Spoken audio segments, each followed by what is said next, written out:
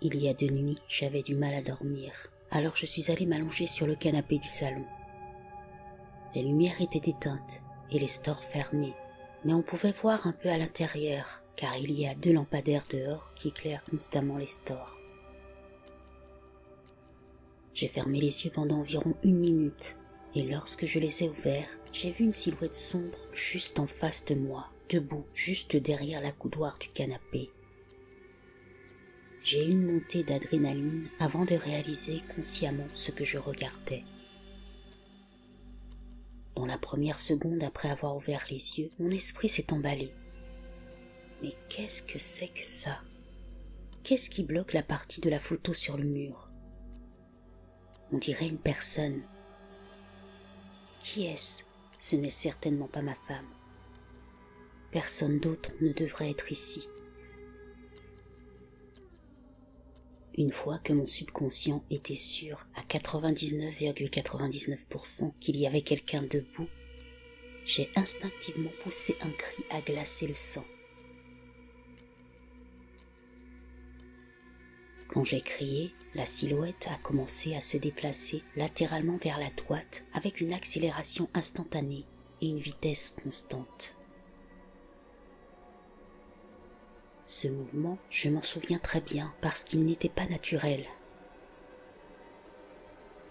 Elle se déplaçait assez rapidement et il ne lui a fallu que quelques secondes pour sortir de mon champ de vision qui était bloqué par le dossier du canapé. Je sais qu'il ne s'agissait pas d'une ombre projetée sur le mur, car elle a dépassé le plan du mur et s'est déplacée dans un espace ouvert plus grand où se trouve ma salle à manger. Tout cela a duré moins de 5 secondes. Quelques secondes plus tard, ma femme s'est précipitée dans le salon, a allumé la lumière et s'est approchée du canapé pour voir ce qui m'arrivait. Tout s'est passé si vite que je suis presque sûre que mes yeux étaient continuellement ouverts entre le moment où je l'ai vue pour la première fois et celui où ma femme est arrivée à mes côtés.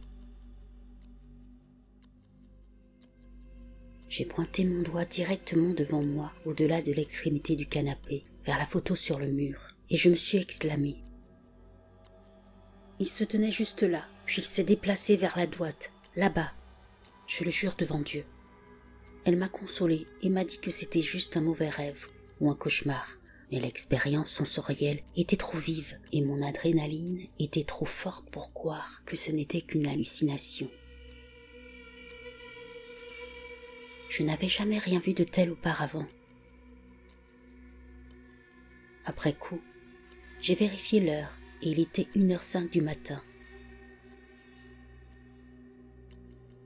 Il est facile de supposer que je n'ai fait qu'halluciner ou rêver, mais l'expérience avait l'air trop vraie pour que je puisse le rejeter comme étant le fruit de mon imagination.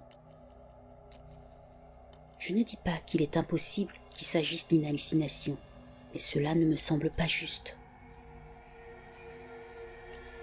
La chose mesurait environ 1,80 m. Je le sais avec certitude d'après l'emplacement du sommet de sa tête à l'endroit où il masquait la photo sur le mur.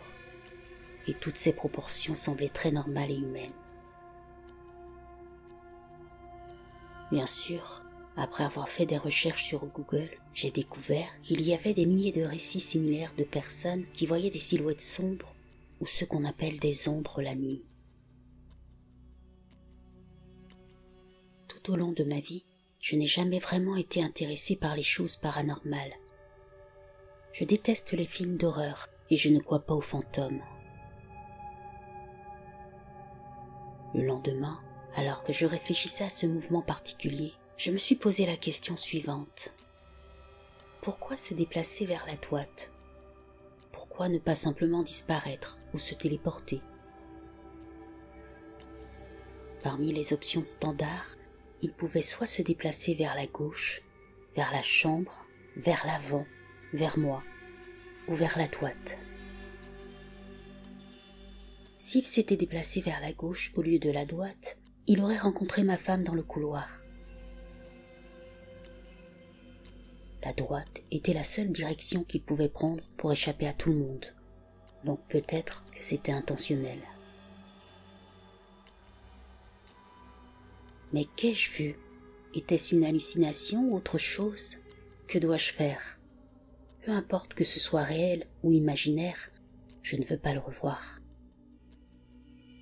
Je me sens toujours anxieux lorsque je me promène dans mon appartement, que je tourne la tête ou que j'entre dans une autre pièce. Qu'il s'agisse d'une hallucination ou d'autre chose, ça m'effraie terriblement. La nuit dernière, quand j'étais au lit, je n'arrêtais pas de me dire « Garde les yeux fermés ».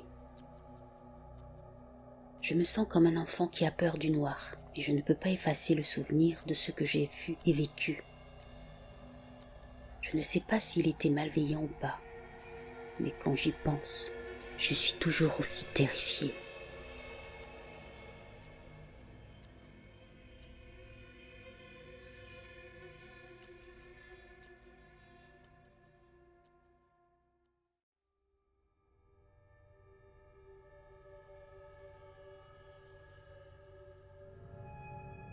Cette histoire s'est passée quand j'avais environ 7 ans. Nous avions des invités ce jour-là, et mes 2 frères et moi partagions une grande chambre. À la nuit tombée, tout le monde est allé se coucher, et tout était normal. Soudain, aux alentours de minuit 30, mon frère m'a réveillée et m'a chuchoté d'une voix tremblante. « Quelque chose ne va pas », puis m'a dit de regarder autour de moi. Quand j'ai regardé dans la chambre éclairée par la lune, tous les meubles avaient été déplacés dans tous les sens, y compris le lit dans lequel je dormais. Je me suis alors levée, j'ai erré dans la pièce, en essayant de comprendre comment mes frères avaient pu déplacer toutes ces choses lourdes. Ils n'avaient que 8 et 10 ans. Je pensais d'abord que c'était une farce élaborée. J'ai regardé et j'ai vu mon autre frère endormi sur son lit qui était maintenant de l'autre côté de la pièce. Les commodes étaient toutes détachées du mur et au milieu de la pièce. En fait, tout était dans un nouvel endroit qui n'avait aucun sens. J'ai dit à mon frère qu'il fallait réveiller l'autre, mais il pensait qu'il serait trop effrayé. Alors on a décidé de ne pas le faire. Maintenant je sais ce que vous vous dites à ce stade. Ce n'est pas sorcier, on nous a fait une farce. Mais c'est là que les choses deviennent beaucoup plus bizarres. Bien sûr, ma première pensée après avoir vu la pièce ainsi était que nous devions allumer les lumières. Mais on avait beau chercher les interrupteurs, ceux-ci avaient complètement disparu. Donc à partir de ce moment-là, on a commencé tous les deux à flipper. La seule lumière que nous avons qui était en fait assez bonne était le clair de lune qui entrait par les fenêtres, ainsi qu'un lampadaire qui nous donnait une visibilité décente. De toute façon, c'est à ce moment que j'ai su que ce n'était pas une blague. Bientôt, ça devient encore plus bizarre. À ce stade, nous avions juste besoin de sortir de cette pièce. Quelque chose n'allait vraiment pas. Alors on a cherché la porte, on a fouillé tous les murs, et il n'y en avait plus non plus. Nous étions maintenant piégés et en train de perdre pied. Non seulement la porte de la chambre avait disparu, mais les placards aussi. Cela a duré environ 5 minutes. Nous avons tout essayé. On a tapé sur les murs, on a couru en rond, en criant. Il n'y avait rien à faire. Au point de presque abandonner, totalement perplexe et confus, je me suis retourné et la porte a soudainement réapparu sur le mur sur lequel je venais de passer mes mains. Mon frère et moi avons profité de l'occasion pour nous précipiter dans le couloir en criant pour alerter nos parents dont la chambre était en bas.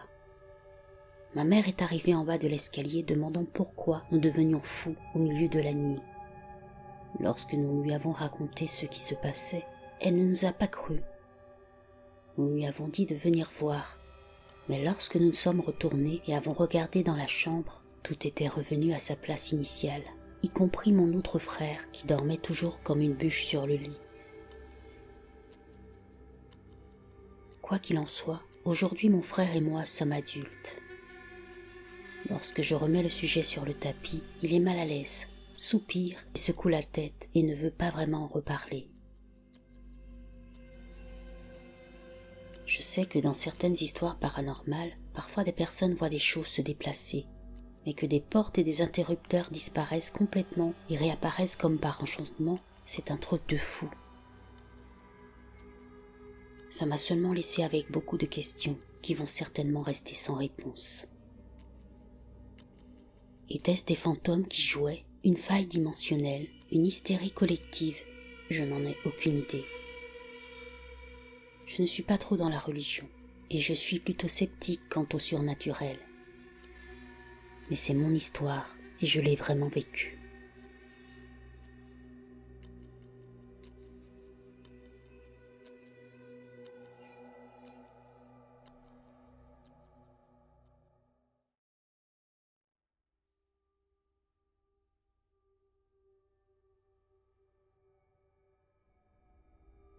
Il y a quelques années, mes amis et moi avons décidé de faire un voyage en voiture à Santa Fe, au Nouveau-Mexique. Je venais d'avoir 18 ans et je pensais que ce serait amusant. Santa Fe m'avait toujours semblé intéressante car je n'avais jamais vraiment connu ou entendu parler du Nouveau-Mexique. Le trajet a été passionnant, plein de rires et de bonne musique. Nous avons trouvé un hôtel et nous nous sommes installés. La ville nous a paru étrange dès le départ.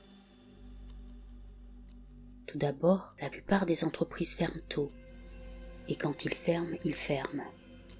Les portes sont verrouillées et les lumières éteintes. Il semble que tous les habitants soient introuvables ou endormis à 8 heures. Santa Fe dégage des vibrations étranges. C'est définitivement une petite ville spirituelle, mais parfois j'ai l'impression qu'il se passe quelque chose de plus sinistre. Quelque chose dans l'air, mais je m'égare. Après s'être installés dans nos chambres, nous sommes allés dans les rues pour marcher, manger un morceau et faire du shopping. Il n'y avait pas grand-chose qui intéressait notre groupe, car nous étions tous très jeunes, et la ville est plutôt destinée aux retraités plus âgés ou aux collectionneurs d'art du sud-ouest, mais nous étions néanmoins attentifs à la culture et très curieux. Le soir venu, le ciel s'est rempli d'un magnifique coucher de soleil rose. La plupart de mes amis du groupe étaient fatigués et prêts à se détendre autour de quelques bières de retour à la chambre. Mais mon ami le plus proche et moi n'étions toujours pas satisfaits. Nous sommes restés dans la chambre avec le groupe jusqu'à tard dans la nuit, et tout le monde s'est endormi. Mais notre curiosité furieuse n'était toujours pas satisfaite. Vous voyez, moi et mon ami John étions des explorateurs urbains passionnés. Nous aimions explorer les bâtiments abandonnés et avions beaucoup d'expérience. Nous avons même créé un compte sur les médias sociaux où nous postions des photos et des vidéos de nos découvertes. Maintenant que nous étions à Santa Fe, nous étions ravis de sortir et d'explorer l'inconnu. Vers 2 heures du matin, nous nous sommes faufilés hors de notre chambre d'hôtel en faisant attention à ne pas réveiller les autres qui dormaient, et nous sommes partis à l'aventure dans les rues. Lorsque nous sommes sortis dans la nuit, nous avons été accueillis par une expérience très particulière. La ville était désolée. Pas une âme n'était dehors, à tel point que nous avons marché au milieu de la rue, car il n'y avait pas une voiture en vue. C'était légèrement déstabilisant, car on avait toujours l'impression d'être observé, un sentiment étrange. La ville était si vide et silencieuse que nous pouvions entendre le déclic de l'ampoule lorsque la lumière passait du rouge au vert. C'était un sentiment étrange d'être les seuls dehors. J'ai déjà été dans des villes la nuit, et oui, c'est calme. Mais il y a toujours un bar ouvert, avec de la musique ou des sans-abri. Mais croyez-moi, quand je dis que Santa Fe était vide. Nous avons continué à explorer la ville, prenant quelques photos, mais notre curiosité n'était toujours pas satisfaite. Nous avons décidé de continuer à marcher jusqu'à ce que nous arrivions à une rivière proche. En nous approchant de la rivière, nous avons remarqué qu'il y avait un petit tunnel-pont qui passait au-dessus de celle-ci. En traversant les broussailles et en nous approchant de l'eau, nous avons pu mieux voir le tunnel. Il semblait qu'il y avait une faible lumière provenant de sous le pont. Nous nous sommes approchés de plus en plus près sans nos lampes de poche, profitant simplement du clair de lune. Nous étions là debout, à l'entrée du tunnel. Soudain, John m'a chuchoté. « Waouh, tu vois ça ?»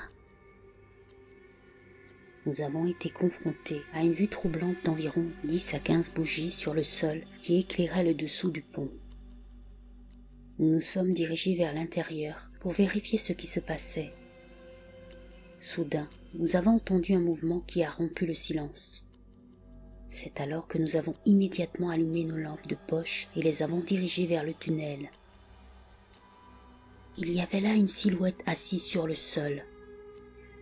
Au début, je ne pouvais pas dire si c'était un tas de pierres et si mes yeux me jouaient des tours. Nous nous sommes rapprochés et la silhouette a bougé. C'est alors que j'ai senti mon cœur battre la chamade, mais j'ai essayé de me rassurer en me disant que c'était peut-être juste un sans-abri. Nous nous sommes arrêtés sur nos traces et sommes restés là à regarder ce sur quoi ma lumière était fixée. Un homme chauve avec absolument aucun cheveu ou quoi que ce soit à l'arrière de sa tête.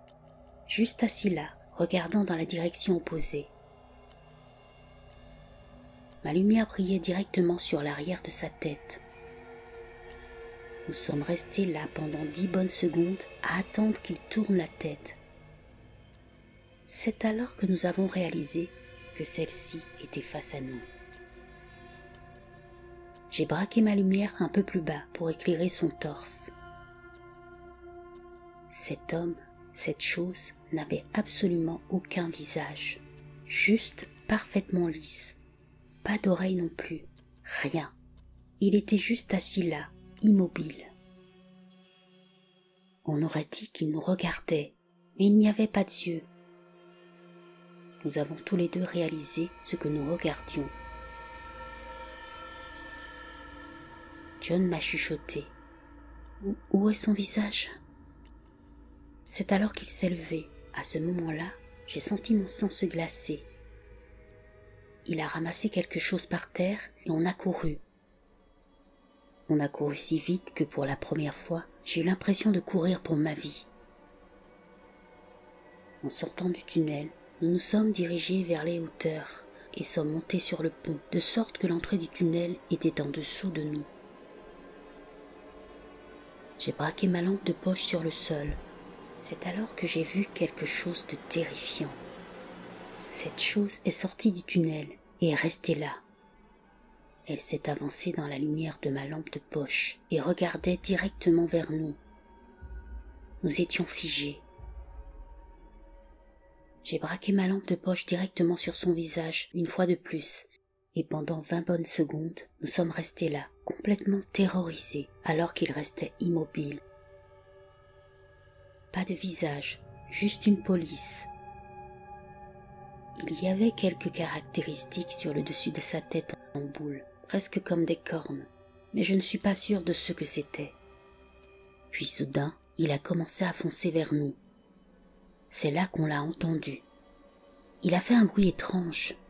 Le mieux que je puisse décrire serait un bourdonnement de colère, comme si vous criez avec votre bouche fermée. Cette chose était en colère. Elle courait vers nous. On a couru aussi vite qu'on a pu jusqu'à l'hôtel. On est finalement rentré en tremblant. J'étais complètement terrorisée. En reprenant notre souffle dans l'ascenseur, nous nous sommes regardés. Le lendemain, nous n'avons même pas pris la peine de le dire au reste du groupe. D'une part parce que nous savions que cela semblait trop incroyable, et d'autre part parce que nous étions tous les deux très secoués. Aujourd'hui encore, nous ne parlons pas beaucoup de ce que nous avons vu, mais John m'en a parlé récemment. Il a baissé la voix et a dit « Mais c'était quoi ça ?» Avec le recul, j'ai décidé de faire quelques recherches sur le Nouveau-Mexique. J'ai découvert que le gouvernement avait mené de nombreuses expériences secrètes dans le désert et que la région comptait de nombreux cimetières indiens, ce qui fait de cette terre un cocktail d'étrangeté. Je me demande souvent si ce que nous avons vu n'était pas un humain mutant résultant du projet Manhattan, un test nucléaire effectué dans le désert du Nouveau-Mexique. Il y a des rumeurs selon lesquelles le gouvernement n'a pas seulement testé ses bombes sur des structures d'essai, mais aussi sur des humains. Peut-être que nous avons vu un mutant, ou peut-être que c'était une sorte d'esprit indigène, mais je ne suis toujours pas un adepte du surnaturel. Quoi qu'il en soit, je ne serai jamais capable d'expliquer ce que j'ai vu cette nuit-là. Et je n'oublierai jamais cette chose sans visage qui me regardait.